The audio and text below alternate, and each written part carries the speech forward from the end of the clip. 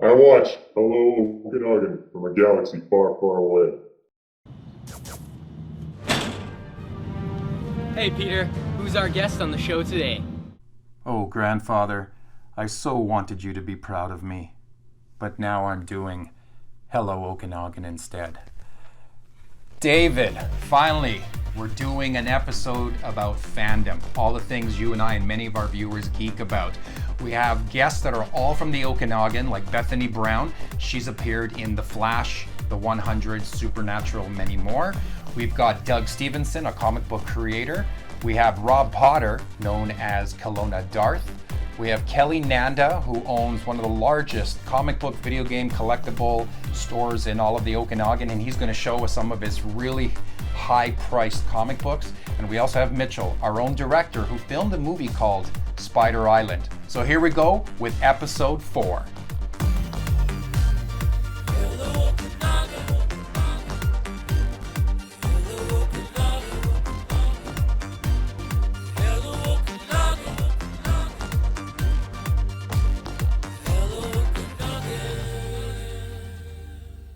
Hello, David. How are things, my friend?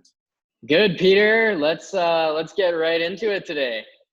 We've got a lot of guests, and guess what? This is episode number 4. Episode 4. And We is made it a it, new man. hope? You decide. Yeah, I got my Star Wars shirt on here, as you can see. Yeah, and my Han Solo jacket. Nice. I'm actually going to have more changes than Mariah Carey as we go through with all the other guests. Oh, yeah? Cool, But man. I did want to bring up the topic before we get into this awesome show about, because of the world that we're living in, there's not a lot of events out there, or any events. And Yeah. we're only in May right now, but as the months progress, I think the first thing that left us were large events, sports gatherings, conferences, trade shows. That'll probably be the last thing to come back. But what we want to do is bring you some of this to your living room or into your office while you're watching this show. One of the things that we miss, David and I, are conventions, fan coms, fan expos, comic cons, which stand for comic conventions. And this is where us like-minded geeks assemble. And we make friends and we meet our friends that we haven't seen there in a while.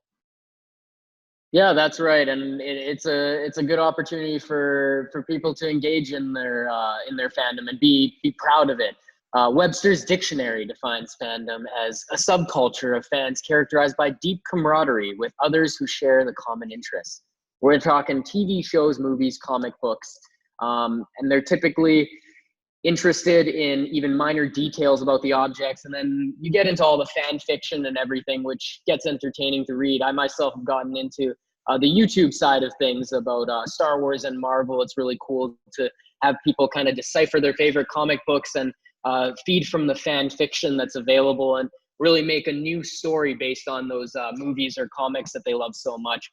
It's a really cool way to continue the story, to not just what's limited from the movie producers or the comic book writers. It really creates a whole other universe, if you would be so kind to say. But yeah.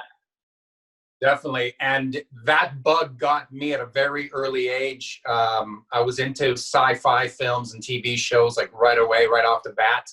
One of my favorite films of all time, what I geek over mostly is Star Wars, Marvel, DC Universe. But when I was a kid, when I first saw Close Encounters of the Third Kind, that just blew my mind. That's still to this day my favorite film. And every time I watch a certain sci-fi film, especially in the last 30 years or so, from Independence Day to movies that have been out in the last couple of years, you see an element of something that Steven Spielberg did, or the way he shot something, or a shadow, or the lighting, or something that these other directors now have incorporated in their style. And I just love that. And actually, I was watching Close Encounters of the Third Kind last week, right before we were planning this show here. So I got into the spirit when we were kind of calling up all our contacts and seeing who wanted to be on the show. David, what do you geek about? So, I mean, like from a young age, I was always my favorite character of all time will always be Spider-Man. It's a character that's near and dear to my heart. I grew up with him all around, no matter what. we didn't necessarily have the most money growing up, but my mom always found a way to incorporate Spider-Man into whether it was a birthday or Halloween or my bedroom or whatever it is. So not like Spider-Man physically coming into my bedroom, but like, posters and stuff like that. Gotten me to really look deeper at some of the older comics and really see what everybody else grew up with. Speaking of old ones, I was really lucky when I moved to Calgary. They were filming the movie Superman 3, actually. Oh, yeah. And at a young age, I was able to schmooze my way around. They kept everybody a block and a half away, but I schmoozed myself through and ended up becoming friends with one of the stunt people who introduced me to Christopher Reeve, and they allowed me on set for the entire week they were shooting. And I have a picture, but it's probably in a folder somewhere, but that's one of my fondest memories. And that's how Superman became one of my first comic book heroes, because I actually got to meet Superman. I mean, even though I was watching the behind the scenes and seeing all, the special effects and how movies are made, I was still blown away by being with Superman and seeing Superman catching the bad guys and grabbing a cat from the top of a tree for an elderly woman. And, that was pretty cool. But here in the Okanagan, ever since I moved here, I can't believe how many talented artists, actresses, collectors. There's some great collectors here. There's some wonderful conventions throughout the entire Okanagan for people like you and I to attend. And I was blessed enough to have people want it here in town that have asked me to build one. So I created the Vernon Comic Con a couple of years ago. And we've just been really lucky to be able to find like-minded people in this town. Yeah, I've really loved what's happened with the Comic Con as well. It's really cool to see kind of all the geeks and everything come together and really realize that in a small town it's just as wanted and just as needed as in the larger city centers. I mean, my first experience with cosplay was obviously like going to see some of the Star Wars and the Marvel movies as they started to get released, and I was blown away by on opening night how many people dressed up. I even got roped into dressing up as Princess Leia on the opening night of Rogue One in 2016. That was a cold night, I'm not going to lie. December 18th or 17th, I believe it was. And even online, ever since I moved here, and even today, I became friends with a gentleman named Mr. Boss. He owns Kamloops Superhero Parties. And he just reached out through Instagram. Hey, how's it going? I see that you're into this kind of stuff as well. And, thank God for the internet during this pandemic, but this is how we stay together. And I want to give a shout out to him. And he's also going to join a side project that we're doing called Virtual Funhouse Entertainment, where a lot of entertainers not only can come from afar and entertain you, whether it's a kid's party or an adult event, but also through Zoom, like we're doing here right now. So why don't we bring on our first guest?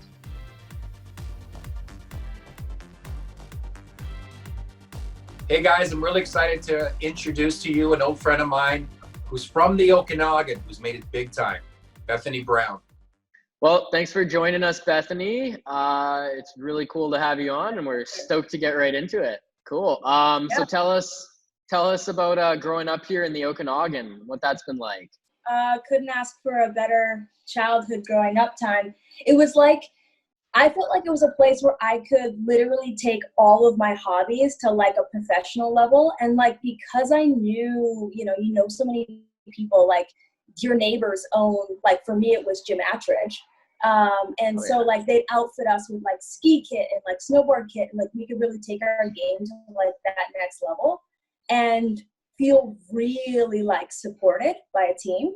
And then taking that like way of thinking out here to Vancouver, where the teams are like massive, but you really have that kind of champion mentality. I thought it was like the best, starting ground I could ever imagine. What was your first break when you were living out here? Like, how did you get into the industry? What was your first kind of break?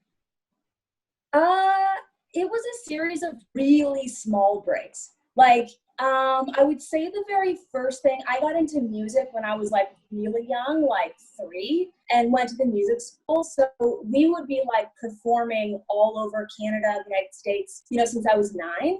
And so again, like, I got used to like bigger and bigger stages from that. And then I went on to play soccer. And so again, like being flown out here to like do training camps and stuff like that. So I got used to Vancouver a little bit.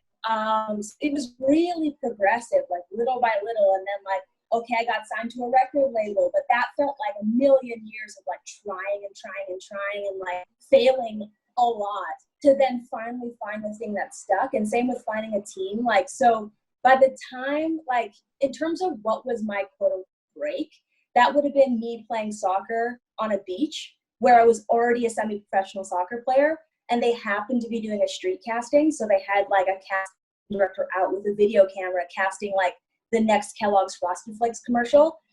So there I was playing soccer on the beach, and then they cast me in this commercial, and then I got an agent from there. Like, so things started rolling. Cool. Sweet. So that was just like synchronicity then, hey? Like just happened to see you on the beach and bring you in, or what? Yeah, except like really, if you go back in the story, like I've been playing soccer since I was like 8 years old and training with the national team and like with the Whitecaps. And then, yeah, I happened to be on a beach playing soccer with my friends who were Sweet. also, you know, semi-professional soccer players, and they were casting a soccer commercial. So yeah, that was like the synchronicity piece, but there was so much training, you know, before like nabbing that opportunity. No, that's crazy. That's awesome. Really cool. So what have some other shows that you've been in and like commercials and stuff like that you've done? Oh my Frosted God. Flakes. Since then, like, I don't even know. I have like 66 something odd credits on IMDb. So like I've done a lot of film and TV since then, and don't do as many commercials anymore. But currently I'm working on a show with Ron Howard on Imagine called The Astronauts. So that's really exciting. And that should be coming out, who knows, now. And I'm on Charmed as well. So that's on the CW. And then just before that, another show on the CW, I was on The 100. And then for a season, and then before that, I was on like The Flash and done like lots of different films and stuff. So, yeah. Well, speaking of The Flash, that's actually one of my favorite shows. Yeah, And I'm really happy. That's a massively favorite show out there for sure. Yeah, totally. Let us know about working with Kevin Smith, who actually produced your episode. Man, he directed. Yeah, it's like working with a hockey coach who's super hype all the time, and he treats you like you are the absolute best in your craft in this opportunity. Just go and kill it, right? So he literally does, I'm not joking, he does like a pep rally for when you're walking in. He'd be like, it's Bethany Brown! And like everyone's cheering and going nuts. And so then you just go out and you feel like, you know, your energy is like this big and you're just ready to like hit it. And he's super creative and really fun. So he gives you a lot of freedom and liberty, and will ask you to really play and be playful. And like, yes, you know the script, but even have fun with the lines or with character or with how big you are, like how animated, because a lot of directors want really small, contained performances. Whereas Kevin Smith's like, yo, let's go big. This character's so interesting. Like, you know, What's the biggest takeaway from having Kevin Smith direct you that you still have? I would say take one, swing for the fences. Like really, if ever you're going to make a massive mistake, make it on take one and really give it, because it might be a massive hit and a massive win and like a full home run. So that was the coolest thing, is like, he's like, you have an idea, it's special, bring it on that take one and like really strike hard. And then we'll go from there. Like we can bring it down, or we can, you know, change the angle, whatever, if it's not the project. But that was really, yeah. What I still do to this day is like take one. I'm like, that's my take, and I'm gonna swing for the fences. I like it. I like it. No, that's awesome. And then like as far as like commercials and voiceovers, like you've clearly done a lot and acting and everything. Like what's been your favorite part of the industry? That's so difficult. My favorite thing. So like I really love acting, and I love playing characters who, you know, are superheroes, larger than life. Maybe they're bad characters, like the character on The Flash was so much fun to play, because she was just so naughty, you know, and she was just like giving it to everybody every chance she got. So it's always fun, because you're not allowed to do that every day, you know, otherwise you're a jerk and you have no friends. But so it's like such a fun place to go and do that kind of thing. But right now I'm actually getting into like writing and directing and like other parts of the industry, just because it's such a slow time. And that's really interesting and exciting. And then like, Peter, you know, I came from music, so like that's my heart, you know? And so I think if I had to boil it down, my favorite thing is telling a story. Like at the end of the day, I'm a storyteller, whether that's going to be through music as my medium, or, as an actor on camera, as a director, kind of seeing that whole big picture. So yeah, I would say my favorite thing is just telling a good story. Yeah, Bethany and I, you guys have known each other for a few years, many years actually. And I'm glad you brought up soccer, because behind me, actually, besides my geeked out photos of, Anthony Daniels autographs on C-3PO, I've got an autograph from Ronaldo. That's Wayne Rooney's jersey there. I'm a big United fan. Ooh, this guy, Wayne Rooney, that's awesome, man.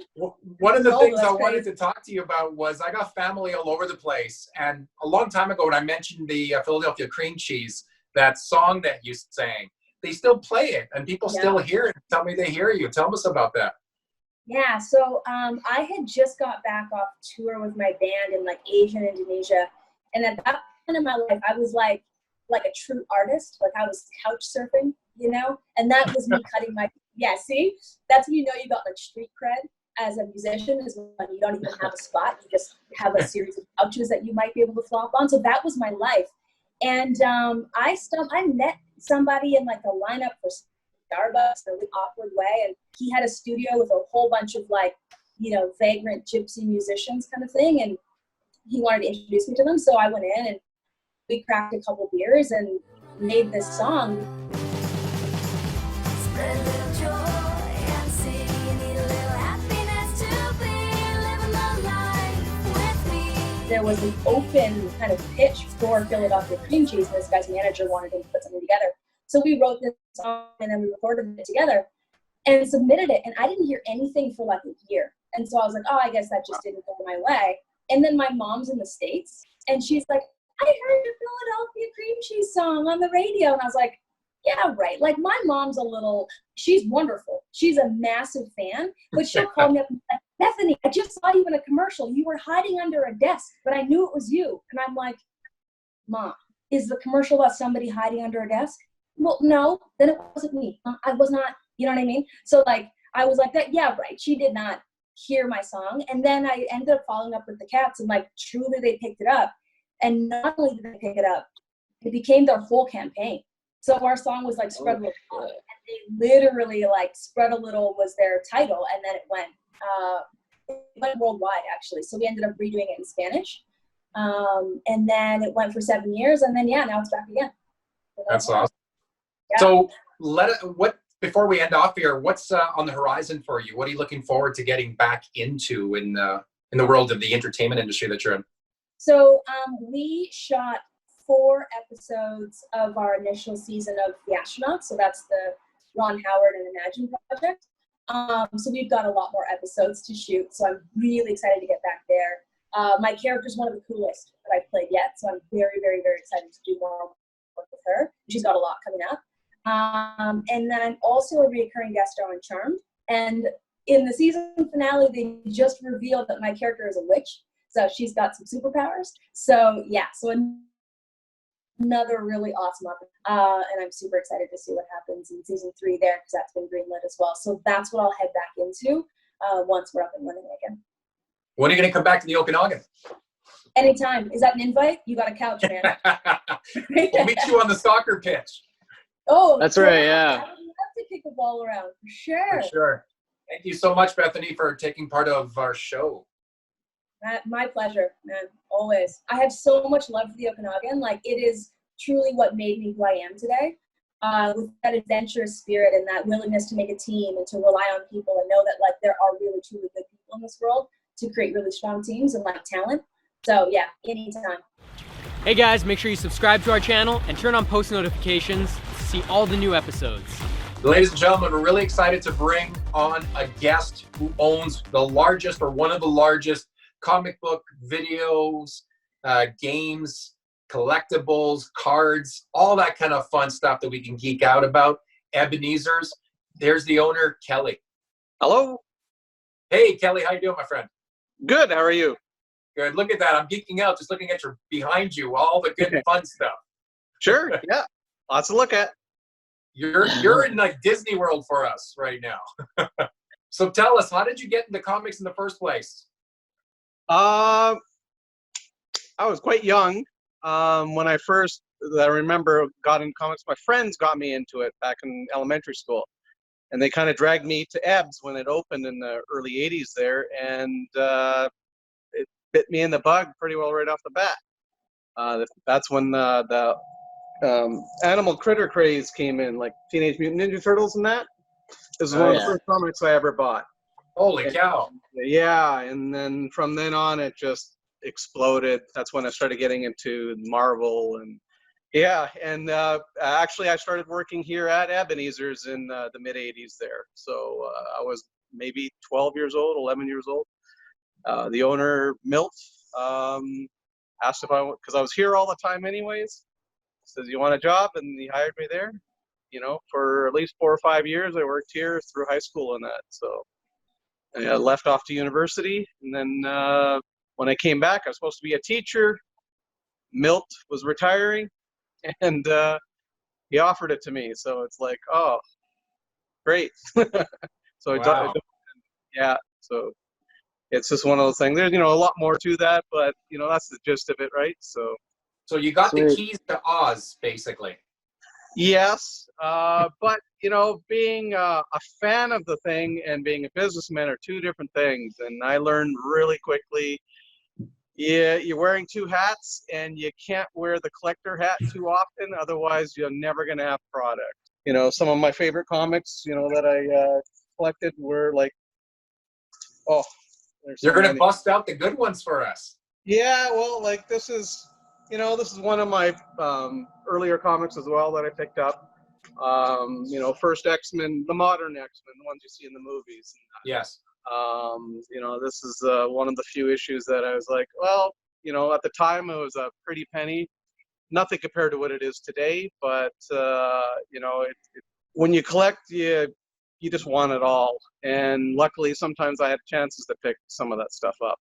Very cool. But you know, compared to today, you couldn't afford any of this stuff. Like, you know, this is another big one that this is actually has a special meaning to me. Oh wow. Oh, wow. This was given to me from the owner, Milt, who's opened Ebenezers. This is, you know, he passed away a few years ago, so you know, I'll never part with this. Most of my comics, you know, people always ask me what it's worth, and it's not a matter about the value. It's more about the memories. You know, everybody remembers their childhood, and this was me. This is what I did during my teenage years, was just sniffing around and collecting comics from every source you can think of. You went from here down to Vancouver, garage sales, you name it, you're hunting. And other collectors were the main, you know, point of getting a lot of this stuff. And you just That's get lucky. awesome. So, you know, Totally. like, you know, I don't know if you remember these, you know, this was another early comic that I got, you know. Oh, The nice. reason I got this was because of Frank Miller. You know, Yeah. he did the 300 movie and all that. Yeah. And this was one that got me into Marvel comics more than anything. 'Cause my friends were buying it, and I was like, okay, I'll try it. So I bought it myself, and that got me into buying comics, not just for what the titles were, but for the artist, the writer. What's your prized possession? Which one would you say is the one you're gonna most sought after? My prized possession. I'm salivating here right now. I can't wait to see what it is. You know, one of my favorite ones was Dark Knight. This was, it's not monetarily wise horribly expensive. It's just, this was kind of the beginning of the modern era of comic books. Serious writer, serious author. Again, it's Frank Miller. Yeah. And this is when you started getting into comics aren't just campy anymore. You know, the story was more adult. You know, there was violence, which was rare in comic books. You saw blood, you saw all kinds of stuff in there that you didn't see before because of the comics code and so forth. Yeah. So what's that one comic book that you're definitely wanting to put in your collection that's still out there that's not at the bank yet? I have one comic that I wish I had at the time. It's not Action Comics. Amazing Fantasy 15 for Spider-Man. Yeah. I had a few times I could have picked it up, but at the time they were atrociously overpriced. just because what it is for Spider-Man, everybody was asking for stupid prices, well above market value, and I refused to pay that.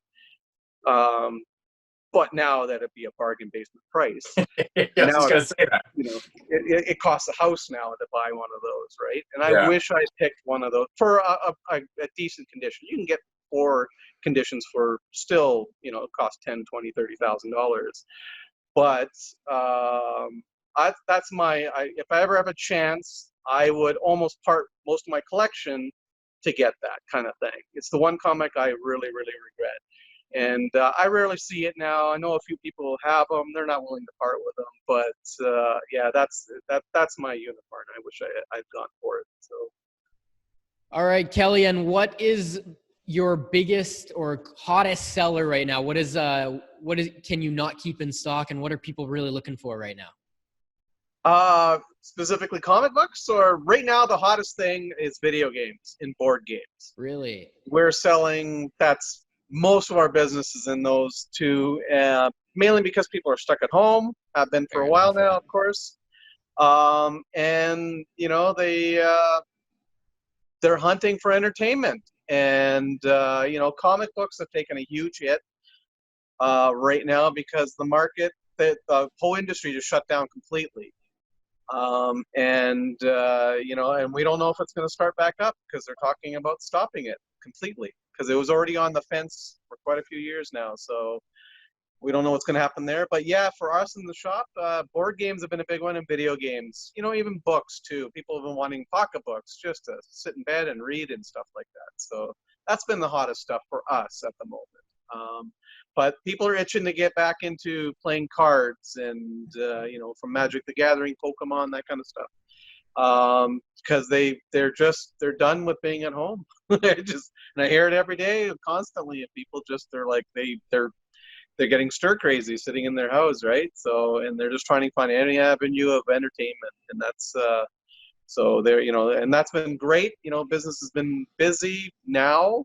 You know, it was not very nice a few weeks ago, a month ago even. But hopefully, you know, we'll see what happens over the next few weeks. You know, it's probably going to change, but, you know, hopefully it gets better. Well, we love coming to your shop. We know that everybody that watches this show is a geek inside, and they've got their own local shops. But if you're in the neighborhood, definitely check out Kelly's place. Thank you so much, my friend. I've been salivating. I've actually got a bib next to me every time you pulled out a comic book. Oh yeah, yeah. I should have you over one day. So Cool. Thank you so much, Kelly. We really appreciate it. I watch Hello Okanagan in Kelowna. I'm real excited to bring a friend who helped me out at the first Comic-Con and the second, and he's going to be there for the next one as well.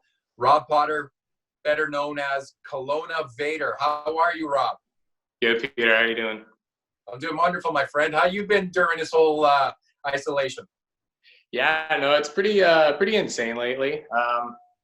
You know, everything's slowed down. I'm still working, which is nice, but it's a whole new ball game out here. But I'm glad everyone's staying safe, and we're starting to see a little bit better results. So let's go right into it. When did you get into dressing up like Darth Vader, or more importantly, just into cosplaying? Really, it just started with this project. We've got, you know, my parents, they helped out a lot with this, but yeah, it started a couple of years ago.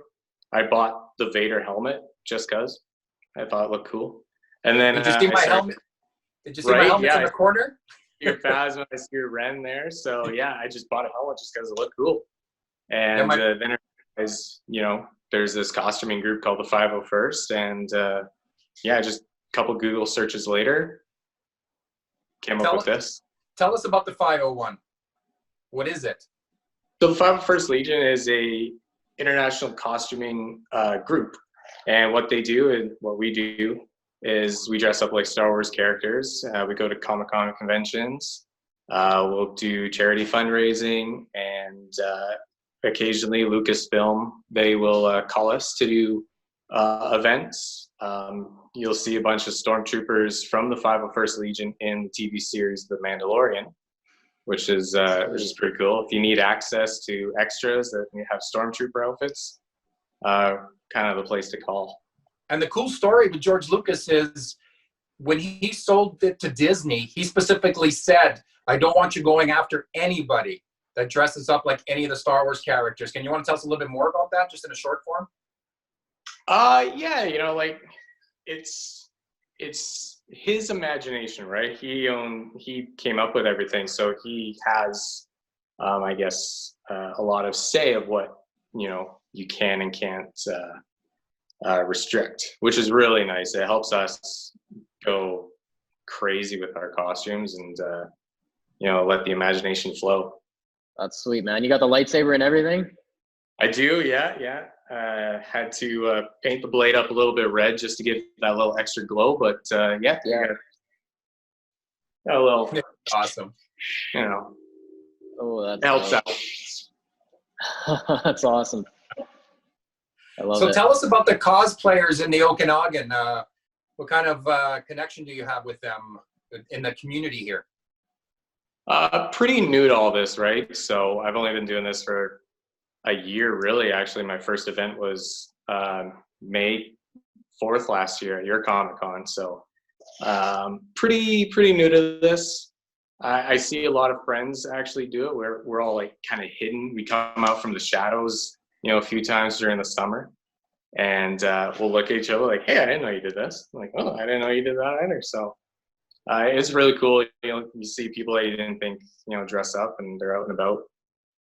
And if anybody wanted to find you online, where can they find you? They can go to the 501st Legion website, www.501st.com. And what about your Instagram with the cool photos that you put out? Yeah, you can do Instagram as well, Kelowna Vader. Every Comic-Con I'll do some postings and videos like that. We just did a coin toss challenge last night. So we all kind of, we have a coin thrown at us and we pick it up and we look at it. We zoom up to the camera with the coin or patch, and then magically will kind of appear in our costume. So we've got a bit of a montage of that coming out in the next few days. Cool. That's awesome. Yeah. Cool, man. Well, thanks so much for coming on. Throw on the helmet and give us a little Vader exit here. Yeah, sounds good. Well, Rob, my friend, thank you very much. And we look forward to seeing you at a con near us. Thanks for having me, Peter. Appreciate it. Is there a hero in your town that's been doing extraordinary things under these circumstances? We'd love to hear from you. Drop a comment. Well, we're really excited to bring to you guys a gentleman that's from the Okanagan who created his own comic book character, and here to tell us how that happened and how you can do the same thing. Yeah, very exciting. Welcome, Doug Stevenson. Thanks for coming on the show today. Well, David and Peter and Mitchell, thanks very much for having me. This is a real pleasure. We really want to know where you grew up and how you really kind of got into drawing comics and really got into that field. Well, I grew up in Alberta, in Calgary, and then I went off to university to study agricultural economics. And while I was studying, I did a comic strip for the university paper until I moved to the Okanagan in 2001, at which time, I guess it'd be about 5 years after that, 2006, I started doing a single frame cartoon for Castanet called Witty and Wise. Again, it was more a hobby or a project, if you'd call it that.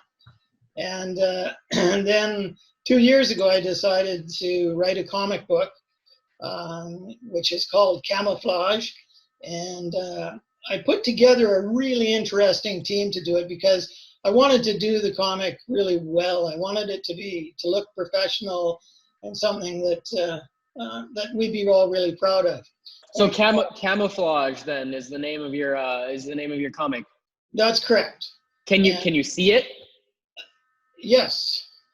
No, like can you see the comic book when you look at it? Can you see it? Yeah, you can. He got you. Very, very good. No, that's very good. And yeah, no, the concept was that his superpower is that he gets the power of camouflage, which makes him invisible, which my daughter said, "Dad, that's the perfect Canadian hero. He can't be seen." So, but he does have some other powers as well. He in the first issue, which is the origin issue, he is out to save a spirit bear on the West Coast, and they become one. So he turns into the bear at different times and has super strength and superpowers. We were talking about Comic Cons earlier. I know that you had mentioned that you had gone to New York Comic Con. How was that for you and for the comic? Oh, well, that was just I was new to the comic book world, really. And Christian invited us to come down to New York to launch Camouflage 1 in 2018, October 2018. Amazing experience. 200,000 people in 4 days. And more than half of them were in cosplay. Did you meet a lot of Canadians that recognized it or that knew it was a Canadian character?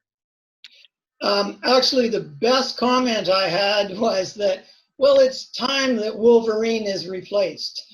That's perfect. I mean, that's very optimistic, but it was a nice comment from a Canadian guy from Toronto.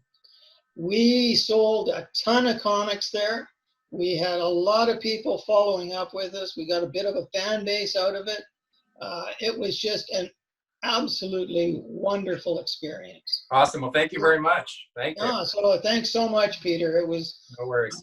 I hope it runs again. And that's awesome. So Doug, what I'd like you to tell everyone also is, I mean, you already touched on it a little bit and going to Comic-Con and everything, but because that's obviously a good way to get started. But what other advice do you have for somebody who's maybe seeking to get into the comic book industry, like whether they're an artist or whether they're a writer or whatever it is?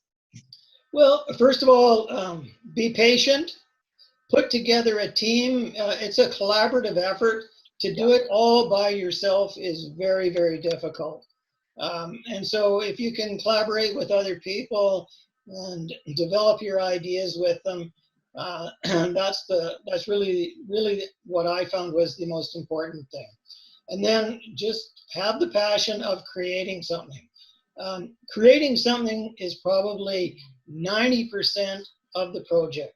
If it's successful, or if you sell it, or if people like it, that's the cherry on top. Just being able to do it, have a finished product, and actually finishing a project is really important. Well, thank you so much, Doug. Thank you for being a part of this. Thank you so much for coming on, Doug. We really appreciate it. Hey guys, smash that like button and make sure you subscribe to our channel.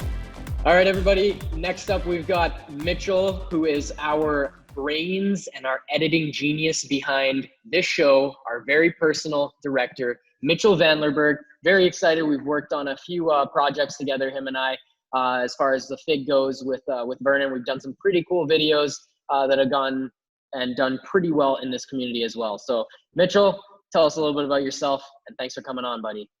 Hey everyone, how's it going? My name is Mitchell. So recently started Hello Okanagan with Peter and David here. I basically do all the editing, assembling all the episodes after it's recorded. It's been a real fun, interesting challenge because I never have edited like a hour-long or half an hour-long talk show before. So it's been a really fun experience. We're really stoked to have you, man. So we really appreciate everything that you do, and it definitely does not go unnoticed. There's a lot of the little tweaks and everything in the back end. So we really appreciate that. How exactly did you get into filmmaking? Why don't you tell everybody? Well, it's just been, honestly, ever since I was like 3 years old, just working with Legos with my like little camera, creating stop motion. And I just been honing the craft throughout elementary school, high school, college, just working on my own personal passion projects. And just due to learning over the years and creating my own stuff, ended up working with you, David, doing like videos for the FIG. Currently, I work at Learn to Flourish, which is a video production and e-learning company. And of course, I always on the side want to or do feature films of my own passion projects. So like right now, I'm working on Spider Island. I'm in post-production on that, which is a Spider-Man fan film. And that's been a lot of fun. It was filmed all here in the Okanagan, using local talent. I wrote, directed, starred, edit, all that stuff.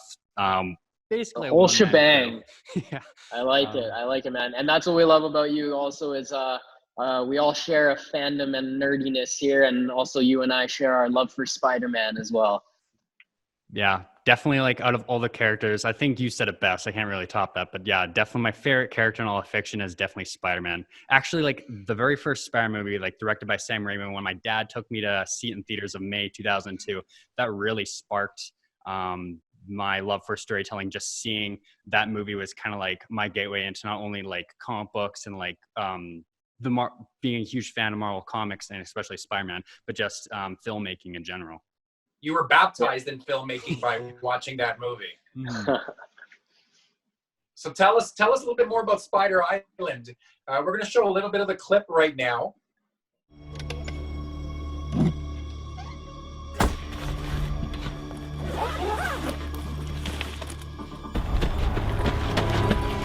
Hey, sorry, do you come here often? Spider-Man? Since when are we on a first name basis? That's Mr. Spider-Man to you. You don't mind if I take a look inside a goodie bag, do ya? Someone doesn't like sharing. Sorry, I'm gonna have to confiscate this from you until you learn how to play nicely. That's close.